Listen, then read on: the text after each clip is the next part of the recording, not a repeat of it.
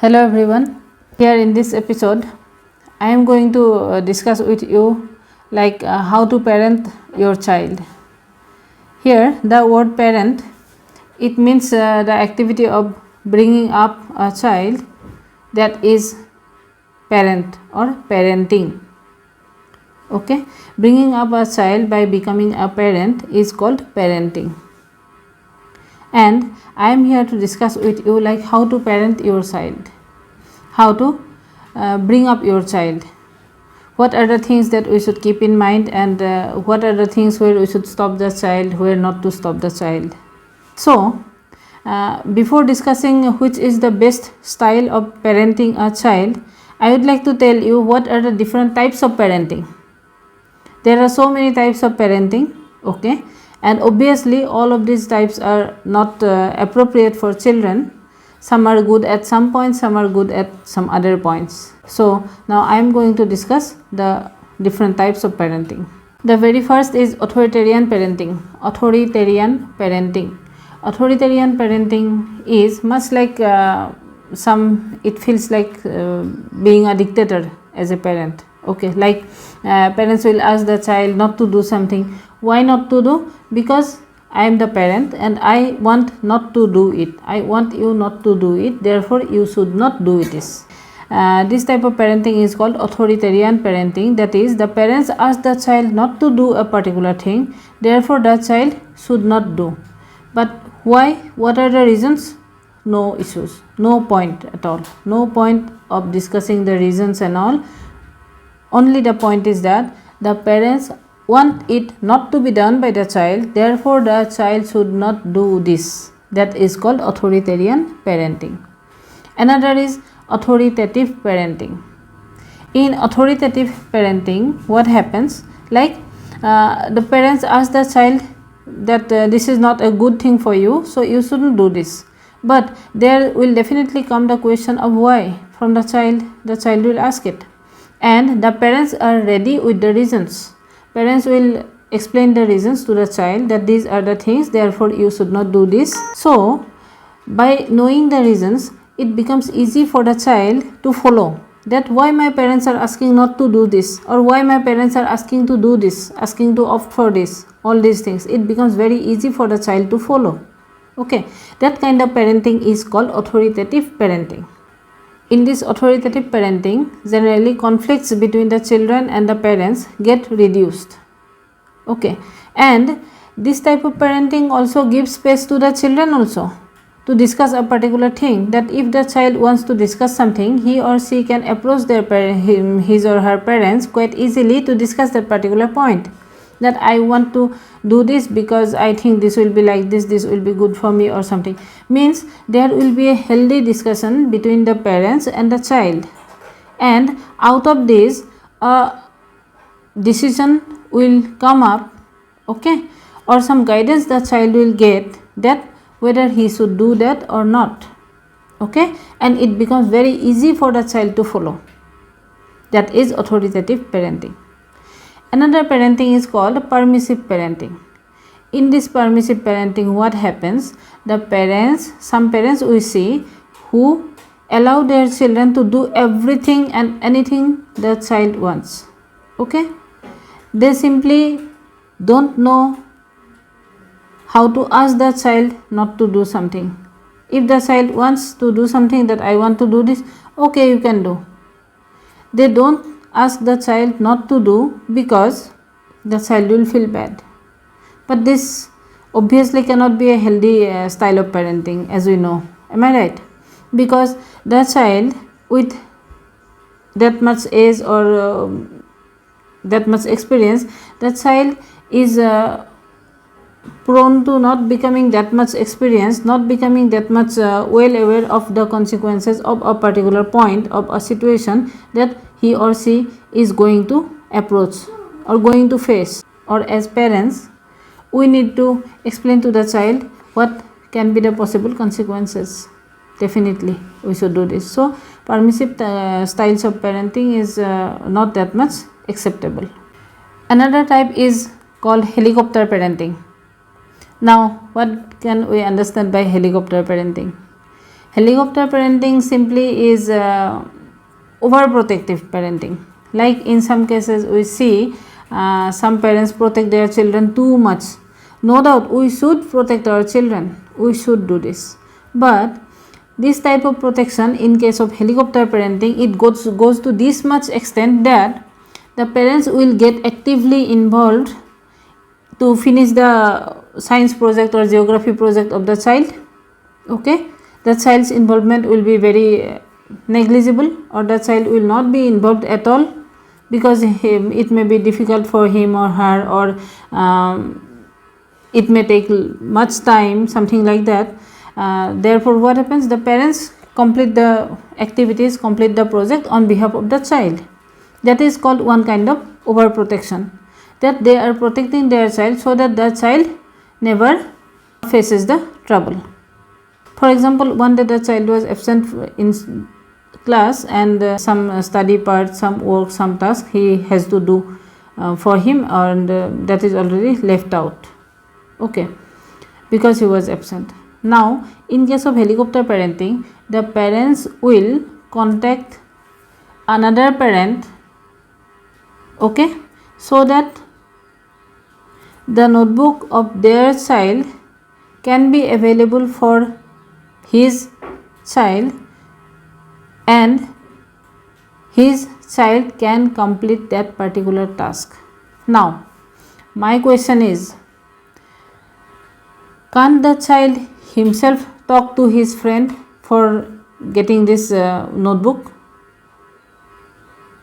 Definitely he can, but if the parents give him the chance to do so, then only. If the parents say, okay, it's not your problem, I will talk to his parent and I will get you the notebook, definitely the child will say, okay, it's fine, and it will become a habit of the child not to face the reality. Everything will be spoon fed by the parents. That is helicopter parenting. It is also not permissible, not good enough for a child to grow independent. Another style of parenting is called uninvolved or neglectful parenting. That parenting style allows the child to do anything and everything he or she wants, and that parents simply don't care about it, what the child is doing. They simply don't care about what the child is doing. They simply neglect about the child's needs and necessities and all these things. And when a child is brought up by neglectful parenting or uninvolved parenting, the child definitely has the problem of anxiety or depression, okay, and he feels unimportant also, because whatever he does, whatever he doesn't do, whatever he needs or whatever he doesn't need, the parents are totally unaware of this, and the parents totally don't bother about it, okay. So the child feels unimportant. Another type of parenting is called free range parenting. In case of free range parenting, we can just understand that it's one kind of permissive parenting, but some rules are there, okay, some rules are there. In case of free range parenting, what happens, the parents show trust on their children, okay, they equip their children with some rules and regulations, that this you should do, this you shouldn't do, you should respect your elders by saying this, you should wish good morning and all this, like this, and then they forward their children to face that situation. For example, I am teaching my child to wish good morning to anyone who approaches during the morning time, okay, and my child learns it, okay. After that, if someone comes to our house during morning hours, I can ask my child that you go and receive and you wish good morning also. Definitely I will be at my child's back in order to know who that person is, but I shall ask my child to receive that person, to greet that person, because I already taught him, okay.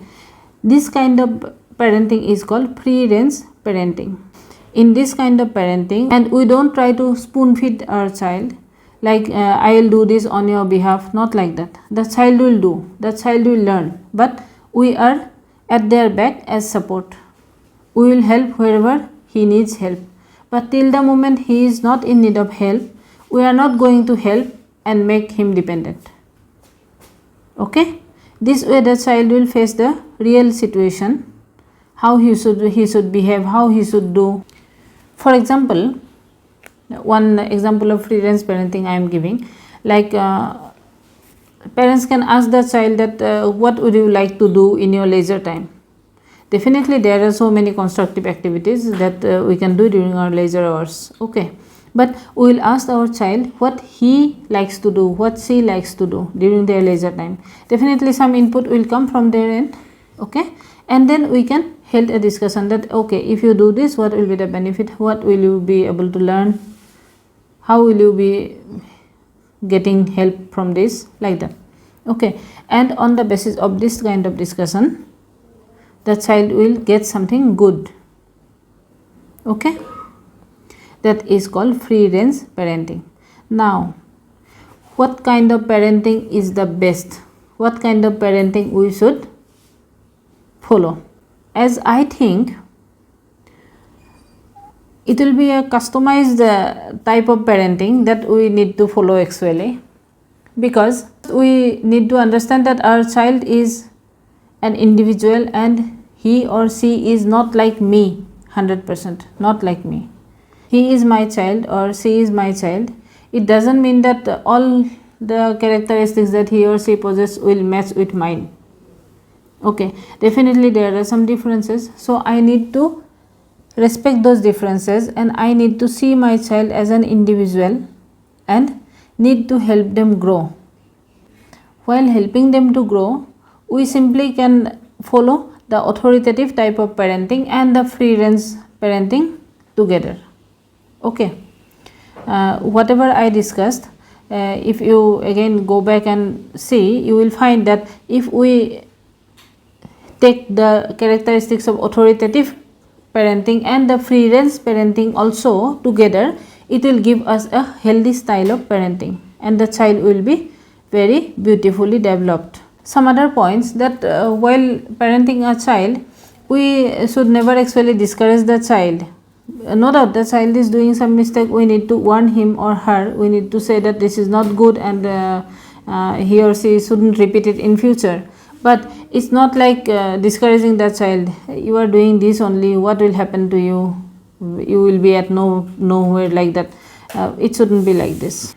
And maintaining a friendly relationship with the child is very important. Reduce the generation gap also. This point I already discussed in my previous video called generation gap. And 3 steps we can follow in order to help the child grow independent. At first, for any activity, for example, at first we need to do it to show the child how to do.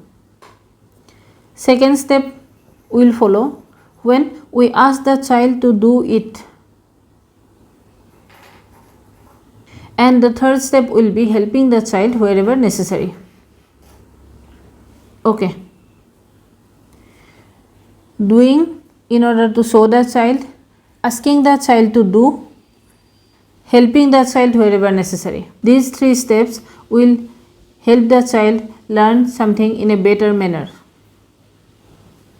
Okay, so this way we can parent our child in order to make him independent, make him grow better. Thank you so much.